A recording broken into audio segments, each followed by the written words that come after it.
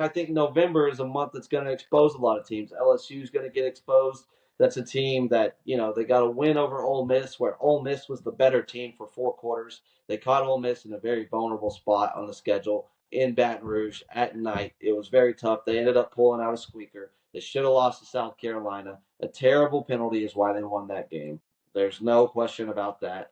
And then they're moving forward in a game where I think they lose by more than 10 against Alabama this week, because I think Alabama has the ability to expose their vulnerabilities defensively more than LSU can do to Alabama. Now, LSU has a high-powered passing attack versus a weak secondary at Alabama, but they also got a quarterback that's way too reckless with the ball. It's going to give it away a little bit, and they're one-dimensional. So Alabama's game plan and everything will be designed around stopping that passing attack. So I find a way that Alabama gets turnovers and gets more stops, whereas I don't think LSU is capable of stopping a dual threat quarterback.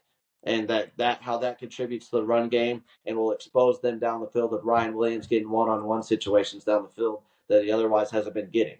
All right, so that's one loss. And then I forget who else they finish off with, but it's not an easy slate to close out the year. They got Oklahoma at the end of the year, whereas we think what we think about Oklahoma, but the reality is playing them the last game of the year where they're going with Jackson Dart. They might have a few more things figured out, and I think that LSU defense is just bad. Bad defense is bad defense.